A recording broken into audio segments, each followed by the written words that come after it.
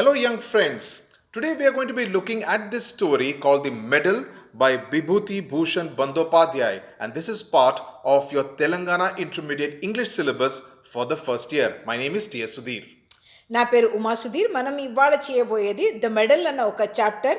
విభూతి భూషణ్ బంద్యోపాధ్యాయ్ అని ఉంది, కానీ బంద్యోపాధ్యాయ్ అన్నది స్పెల్లింగ్ కూడా చూసుకోండి, బందోపాధ్యాయ్ కాదు, బంద్యోపాధ్యాయ్ అని వస్తుంది. ఈ lesson Telangana intermediate English first year పోర్షన్లో ఉంది. దాని గురించి సంక్షిప్తంలో చెప్తాను. విభూతి భూషణ్ బందోపాధ్యాయ్ అన్నది బెంగాల్లో పుట్టారు. ఆయన చాలా పేదరికంలో పెద్దవారు అయ్యారు.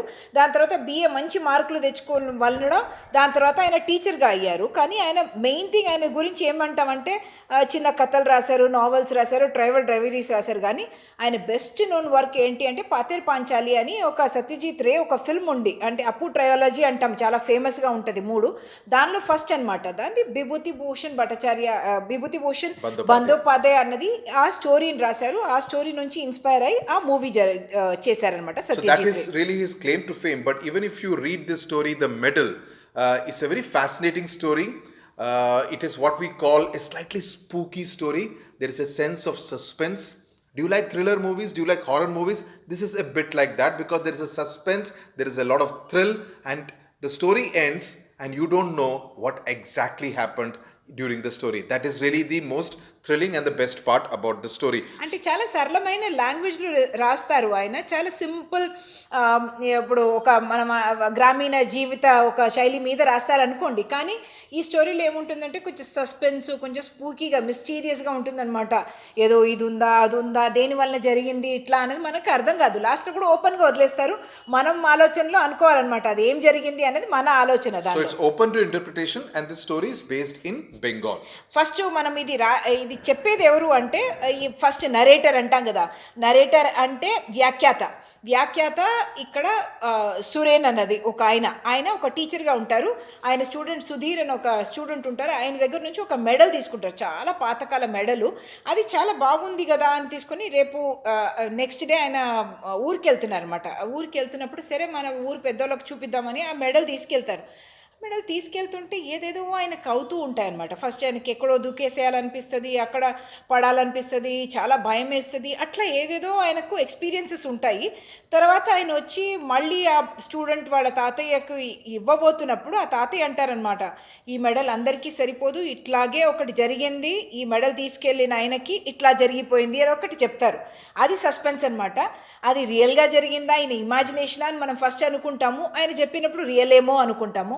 మళ్ళీ ఆయన ఊరికి వెళ్ళి చూస్తారు అక్కడ జరిగిన విషయాలు కరెక్టా లేవా అని. దాని గురించి మనం ఇప్పుడు చదువుదాం. So the story is based initially in the school classroom, but the larger part of the story is set in his village where the main character goes to the village for a day. So that is essentially where the main part of the story takes place. So I'll be going through the story. Uma will be providing the Telugu explanation and translation also, and we'll try to explain the story as we proceed with the story.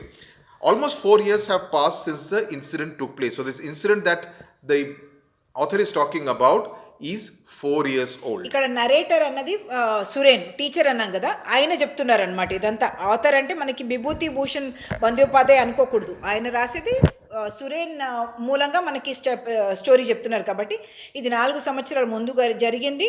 అది first ఆయన అంటారనమాట, ఇది నేను కలనా లేకపోతే ఇది నా బ్రహ్మనా అనుకుంటున్నాను, కానీ బ్రహ్మ కూడా కాదేమో అన్నది అట్లా మనకి డౌట్ ఫస్ట్ సెకండ్ లైన్లో అది వస్తుంది. Sometimes I feel it was a dream, that is, it's unreal and unbelievable. But then I realized I did experience it and it would be wrong for me to dismiss it as an illusion.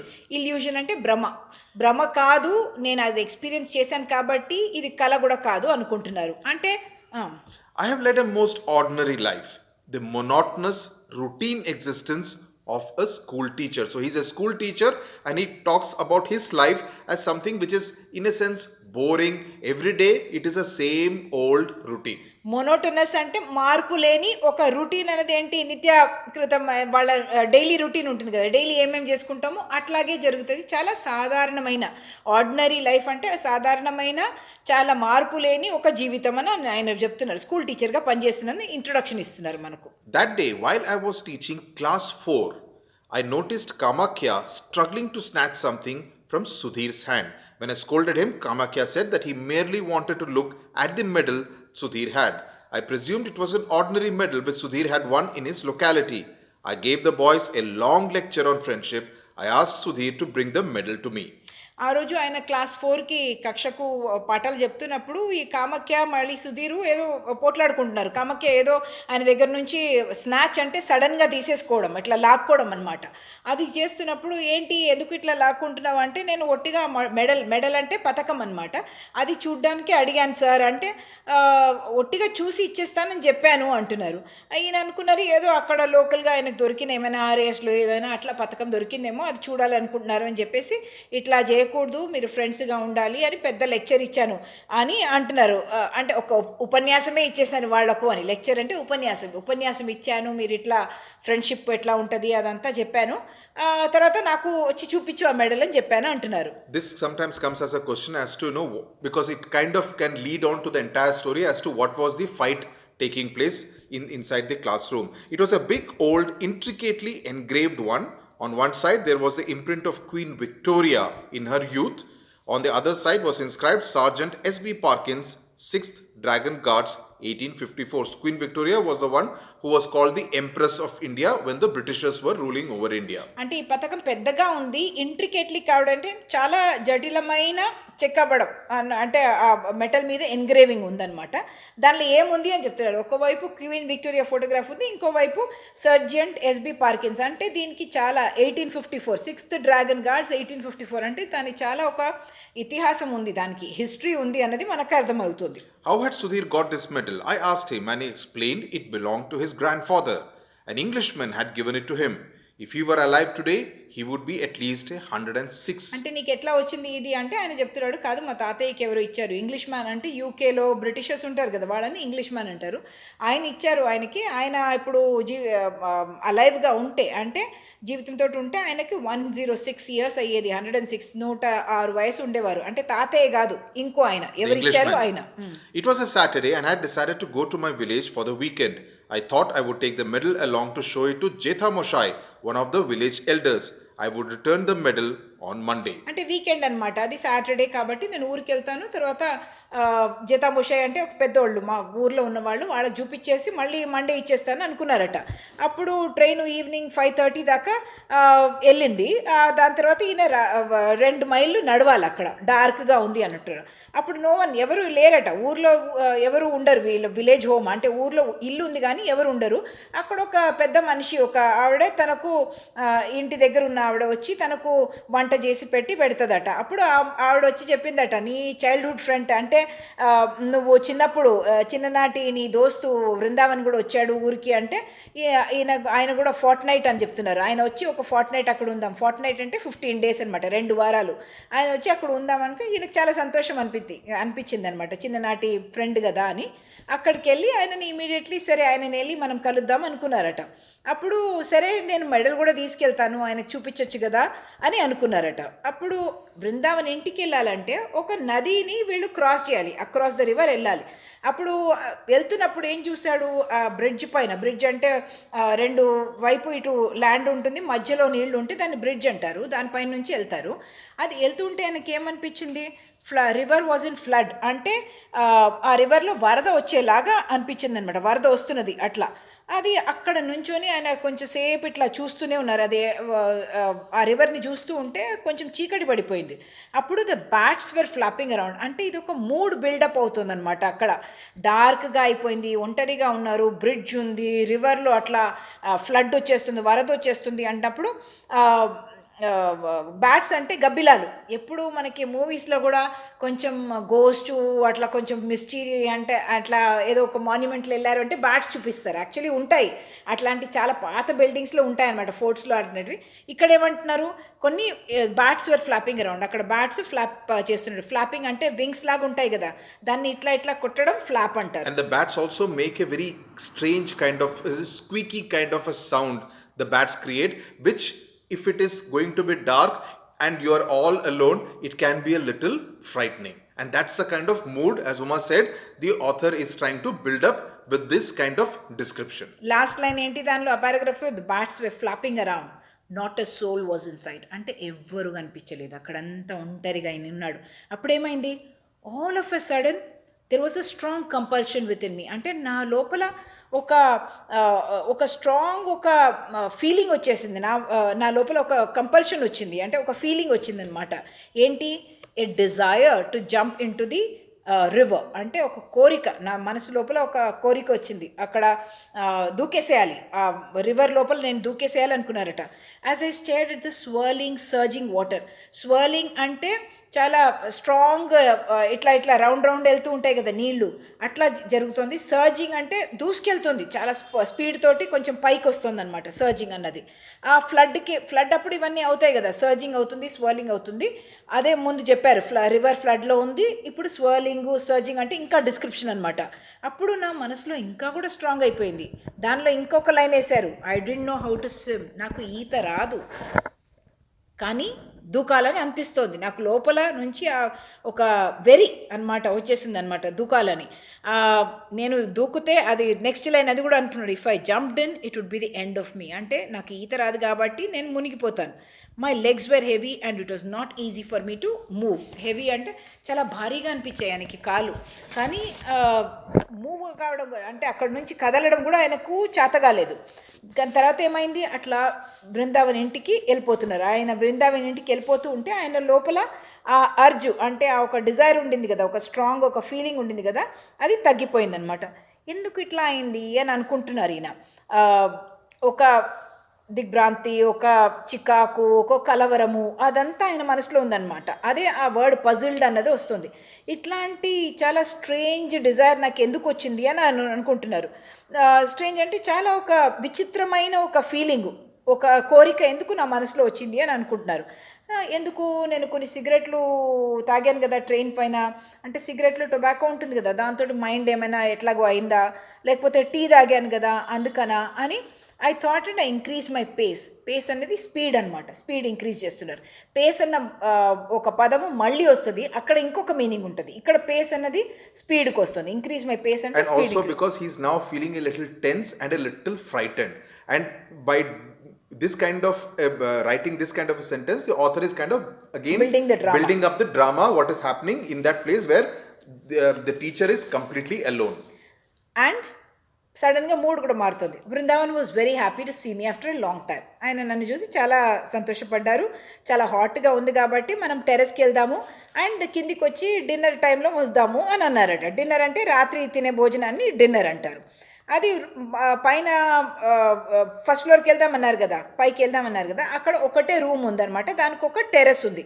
బాల్కనీకి టెరెస్కి ఏం difference అంటే, బాల్కనీలో పైన కవర్డ్గా ఉంటే balcony అంటారు, అది cover లేకుండా ఓపెన్గా ఉంటుంది కదా, దాన్ని టెరెస్ అంటారు.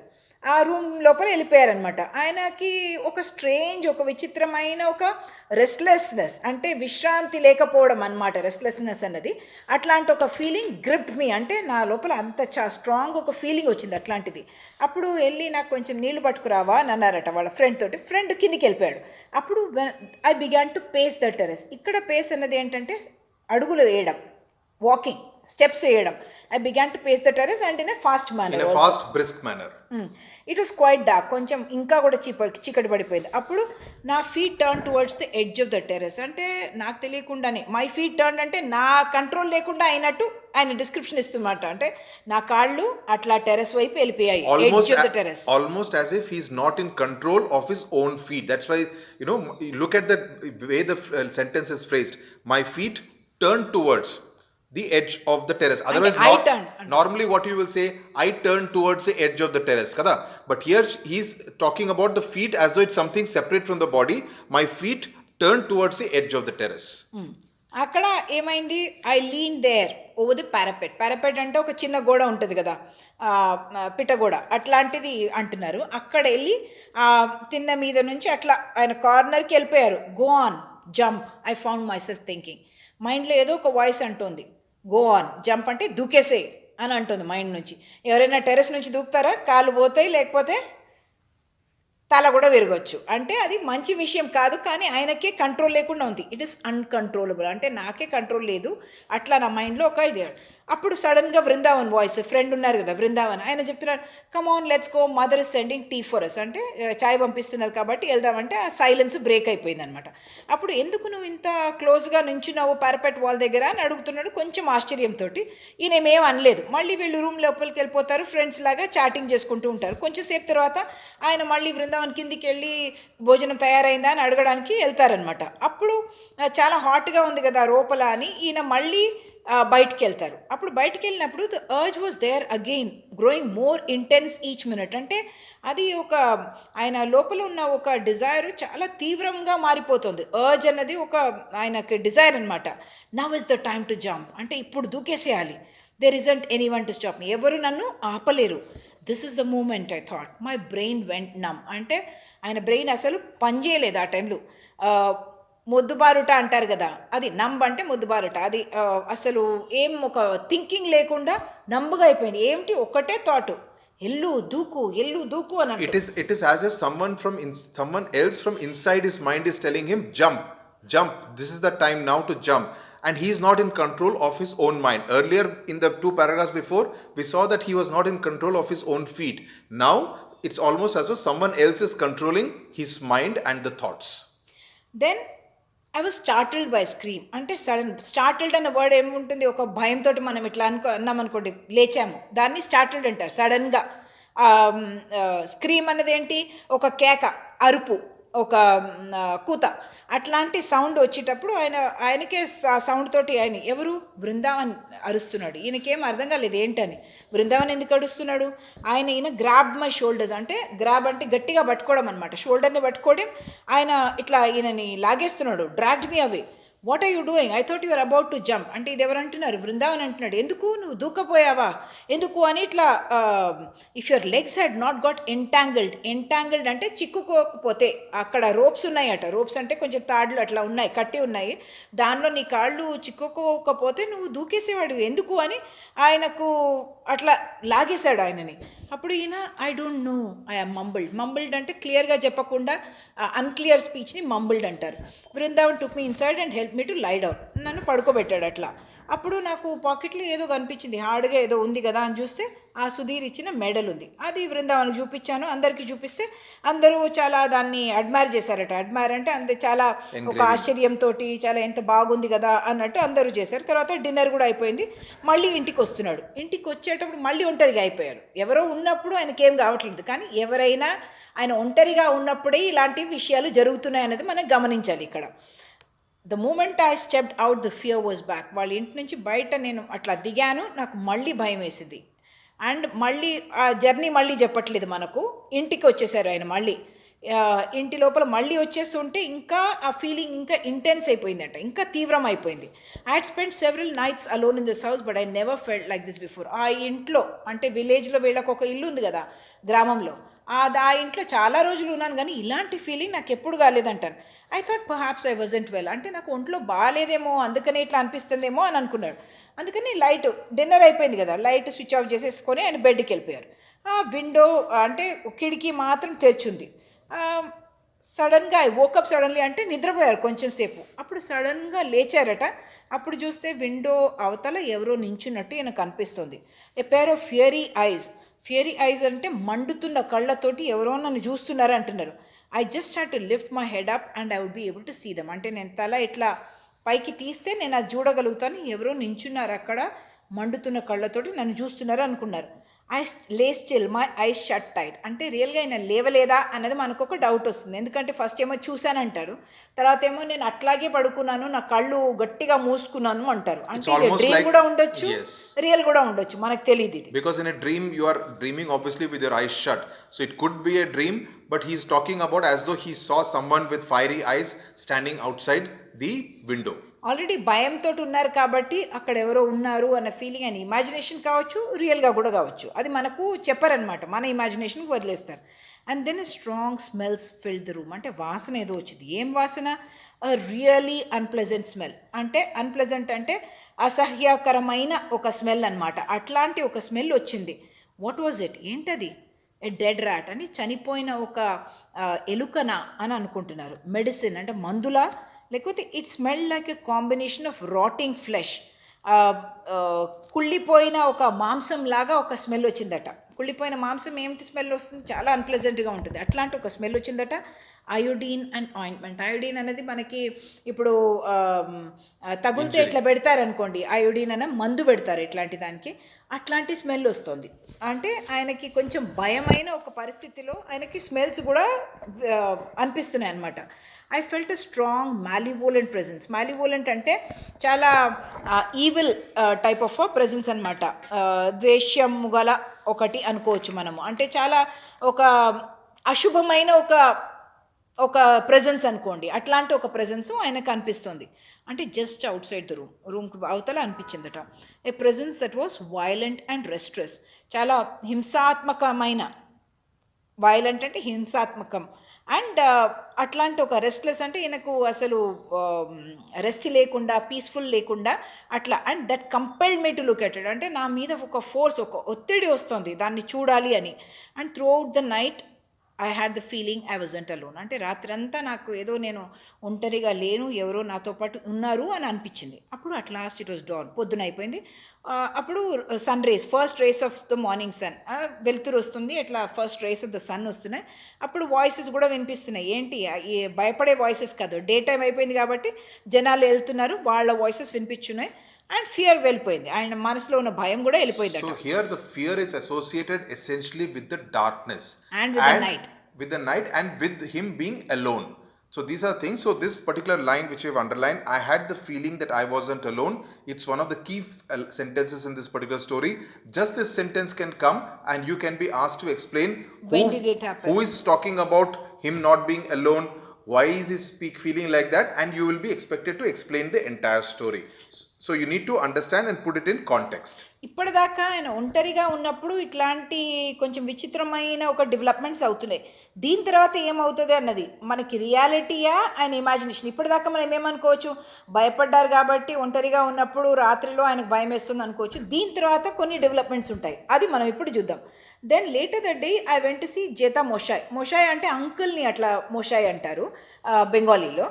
కమిన్ సురేన్, నిన్న వచ్చావు కదా, నిన్న చూశాను, నువ్వు అట్లా వెళ్తున్నావు, బృందావన్ ఇంటి నుంచి వచ్చి వెళ్తున్నావు, నేను నిన్ను పిలిచాను కూడా, కానీ నువ్వు ఫ్రెండ్ తోటి ఉన్నావేమో, ఒక చాలా టాల్ మ్యాన్ పొడవైన ఒక మనిషితోటి ఉన్నావు, ఎవరు అది అని అడుగుతున్నారు. అంటే ఊర్లో అన్నీ అడుగుతారు కదా, ఎవరితో చూశాను కదా నిన్ను అన్నట్టు. అట్లా అంటున్నప్పుడు ఈయనకి కొంచెం సర్ప్రైజ్ అనిపించింది. I stirred at him. అంటే ఇట్లా కళ్ళు మూయకుండా ఇట్లా చూస్తున్నాడట ఈయన.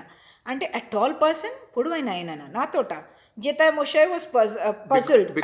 Because the previous night when he left Vrindavan's house, he left alone and went to his house. Alone. So he's rather surprised that Jeta Moshe is saying that another tall person was with him at the same time.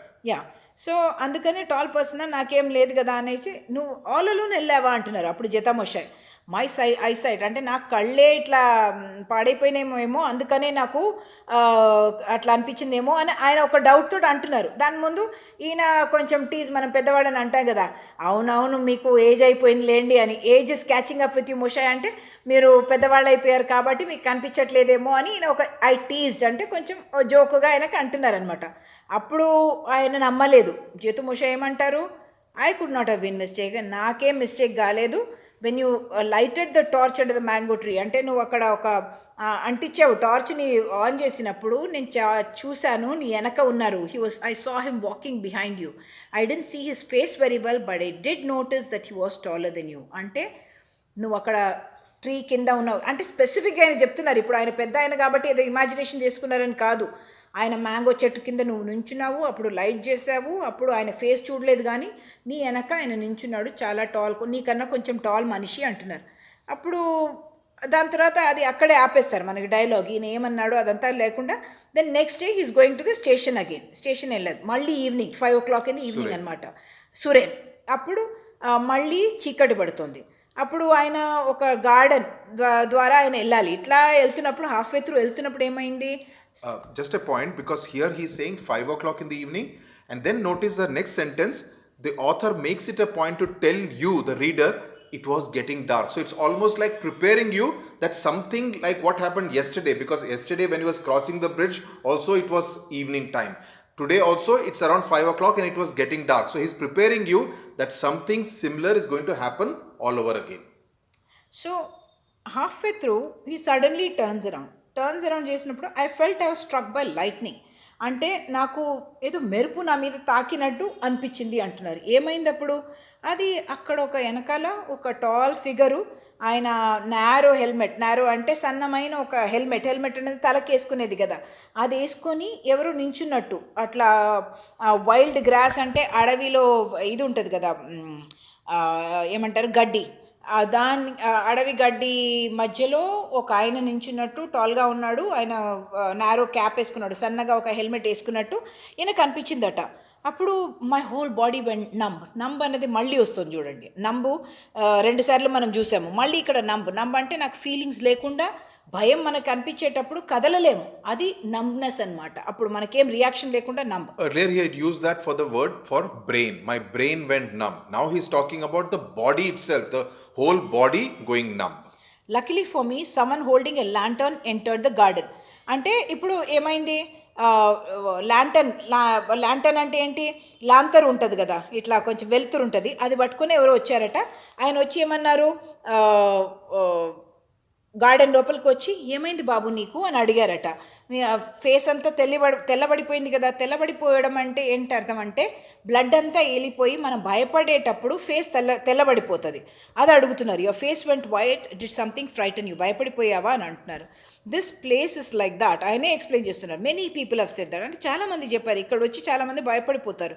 What are you looking at బాబు, ఏం చూస్తున్నావు అక్కడ, ఈ చెట్టుకి ఇప్పుడే కొమ్ములు cut చేశారు కాబట్టి అంటున్నారు. అప్పుడు మళ్ళీ ఈయన చూస్తున్నాడు అనమాట. భయంలో ఏమనుకున్నాడు, మనిషి నించున్నాడు అనుకున్నాడు, కానీ ఇప్పుడు ఆయన చెప్పిన తర్వాత ఈయన చూసేటప్పుడు ఏమైంది, ఆ చెట్టుని కత్తిరించారు. ఎట్లా కత్తిరించారు, కొమ్ములు కత్తిరించేసి ఓన్లీ ట్రంక్ మాత్రం ఉందన్నమాట. అది చూసేటప్పుడు ట్రంక్ మాత్రం ఈయనకు చూసేటప్పుడు ఏమనిపించింది, అది చెట్టే, కొమ్ములు కత్తిరించేస్తారు, ట్రంక్ మాత్రం ఉంది అనుకున్నారు ఆయన. Ashamed of myself, I proceeded to the railway station with the man accompanying me. So he now goes to the station from where he will take the train to go back to the city to rejoin work on Monday. Ashamed అని ఇక్కడ ఎందుకు అంటున్నారంటే, అయ్యో ఈ ఒక చెట్టుకే నేను భయపడిపోయాను, నా మనసులో భయం ఉంది కాబట్టి అన్నది, అందుకని నాకు కొంచెం అట్లా ఒక ఫీలింగ్ అనిపించింది, అవమానం అనిపించింది నా మీదే అని, అందుకని అషేమ్డ్ అంటున్నారు. అండ్ నెక్స్ట్ డే మండే అనమాట, సండేకి వచ్చేసి వెళ్ళిపోతానన్నారు కదా. మండే వెళ్ళిపోతున్నారు ఇంటికి. స్కూల్కి వెళ్ళినప్పుడు ఆ సుధీర్ అన్న బాబు, అంటే ఈయన స్టూడెంట్ చెప్తున్నాడు, మా Dadu wants to meet you. Dadu అంటే గ్రాండ్ ఫాదర్ అనమాట. ఆయన మిమ్మల్ని కలవాలనుకున్నారు అంటే, నన్ను ఎందుకు కలవాలనుకున్నారు అంటున్నారు.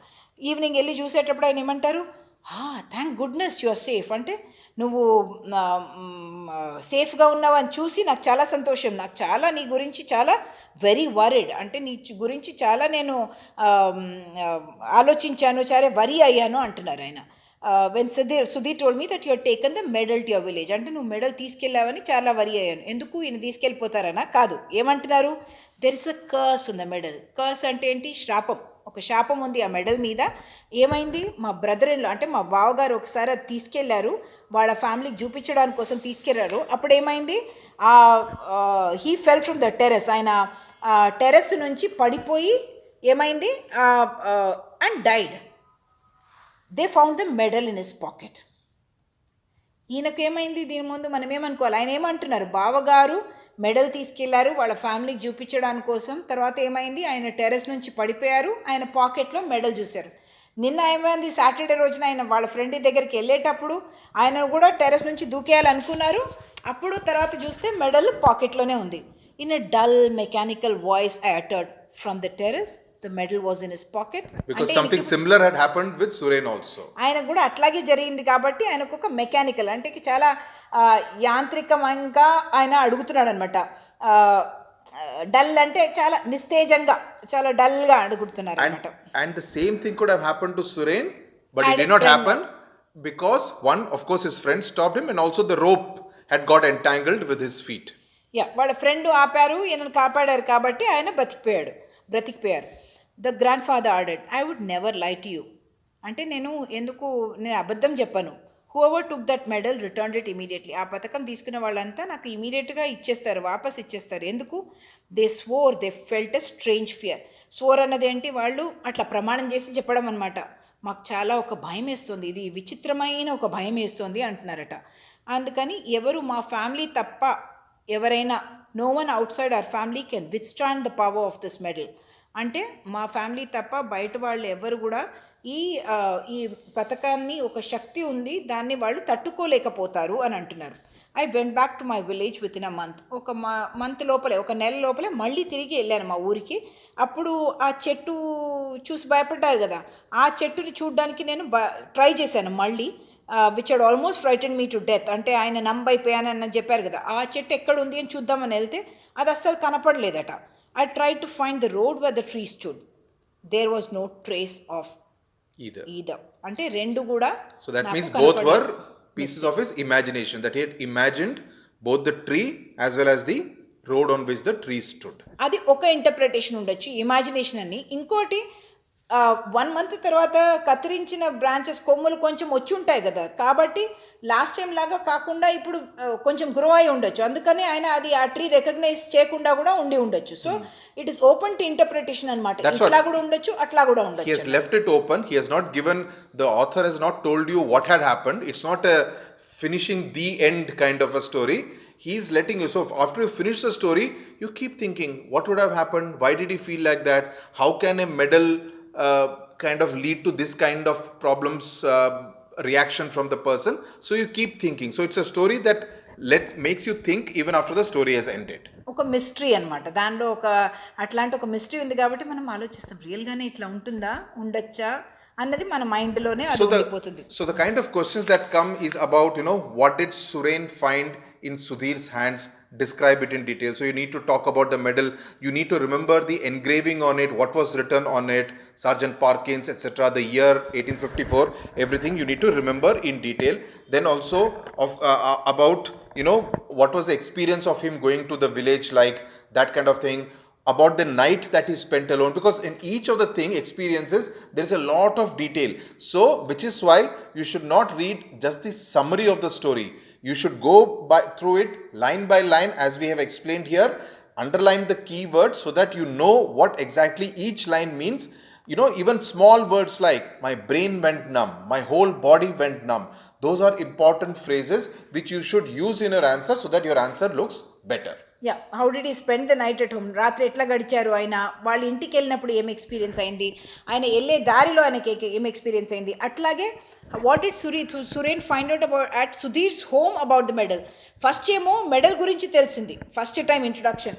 సెకండ్ టైం దాని బ్యాక్గ్రౌండ్ స్టోరీ తెలిసింది, వాళ్ళ తాతయ్య చెప్పిన కథ తెలిసింది. కాబట్టి అట్ సుధీర్స్ హోమ్ అనేటప్పుడు మనము ఇంకొక స్టోరీ చెప్తాం, ఏంటంటే ఇట్లా వాళ్ళ తాతగారు చెప్తారు, ఇట్లాంటి ఒక మెడలు దానికి చాలా పవర్ ఉంది అన్నది, శాపం, దాని మీద ఒక కర్స్ ఉంది అన్నది. ఇట్లాంటి వర్డ్స్ కూడా మీరు గుర్తుపెట్టుకోవాలి. Okay, so that is as far as the detailed explanation about this very fascinating story is concerned.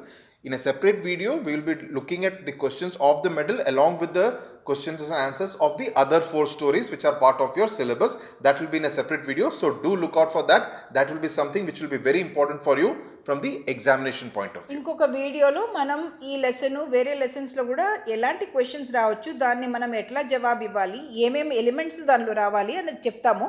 ఆ వీడియో కూడా మీరు చూసుకోండి, అది చూస్తే మీ ప్రిపరేషన్ ఈ ఎగ్జామ్కి కంప్లీట్ అయిపోతుంది. Right, okay. Thank you so much for watching. Thank you so much.